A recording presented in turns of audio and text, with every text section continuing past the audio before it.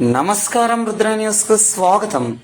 కుల మతాల కన్నా పైగా సామాజిక సమతుల్యతకు ఆధారమైన పార్టీపై ప్రజల ఆశలు ఉంటాయని all India BC SC ST minority సంక్షేమ సంఘం పెద్దపల్లి జిల్లా అధ్యక్షులు కట్కూరి సందీప్ తన మాటల్లో నూతన రాజకీయ దిశకు స్పష్టమైన సంకేతం ఇచ్చారు.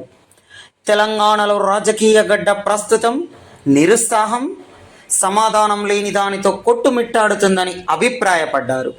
బీఆర్ఎస్ 10 ఏళ్ల పాలనలో ప్రజల జీవితాలను నానాటికి నిరాశకు గురి చేయడం, ఆ పార్టీ ప్రతిపక్షంలోనూ ప్రజల ఆకాంక్షలకు ప్రతినిధిగా నిలబడలేకపోవడం, ఇక పాలనలోకి కొత్తగా వచ్చిన కాంగ్రెస్ ప్రభుత్వంలోనూ అవినీతి, అమలులోని మందకూడుతనం, నియామకాలపై స్పష్టత లేకపోవడం వంటి అంశాలు ప్రజల్లో మరింత అప్రమత్తతను తీసుకువచ్చాయని అన్నారు.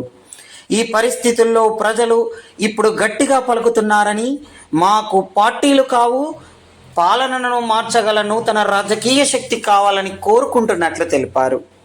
జీవుడెవడో బ్రతుకు తెలిసిన వాడే దీవెనలిచ్చేదా ధీరునయ్యా అని వేమన అన్నట్లు ఉందని తెలిపారు. తెలంగాణ ప్రజలు ఆశలు ఓ వేదిక కోసం తహతహలాడుతున్నాయని అన్నారు.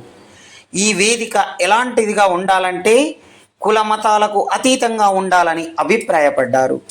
బీసీ వర్గాల ఏకతనానికి నిలయంగా ఉండాలని అన్నారు. విద్యార్థులు, మేధావులు, సామాన్యులు కలిసి ఆవిర్భవించే చైతన్య వేదికగా ఉండాలని అన్నారు.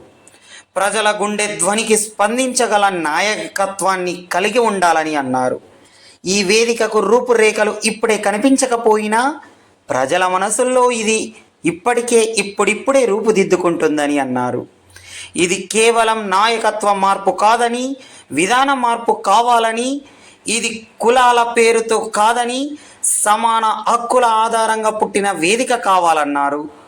శ్రీశ్రీ అన్నట్లు నీతి గలడు నిధులెన్నో వృధా, మాట పట్టింపే మహిమల గలదు. తెలంగాణ కోసం ఒక అయోధ్య పాలన సాధ్యమయ్యేలా, ప్రతి ఒక్కరికి సమాన అవకాశాలు కల్పించేలా, ప్రజల చేతిలో అధికారాన్ని సమర్పించేలా ఒక కొత్త రాజకీయ వేదిక అవసరమని, ఇది ఒక నినాదం కాదని, ప్రజల ఆకాంక్షల నినాదమని వ్యక్తం చేశారు. వేమన అన్నట్లు వాక్యం ఎరిగిన వాడే గాని న్యాయపదం ఎరిగిన వాడయ్యే అన్నట్లుగా తెలంగాణ ప్రజలు మళ్ళీ చైతన్యభరితంగా ఈసారి సరికొత్త ఆశ, సరికొత్త శక్తి అంటూ ఎదురుచూస్తున్నారని అన్నారు. ఇప్పుడు పుట్టబోయే వేదిక వచనం కాదని, ప్రజల విజ్ఞాపనకు ప్రతిధ్వని కావాలని ఘంటాపాదంగా తెలిపారు.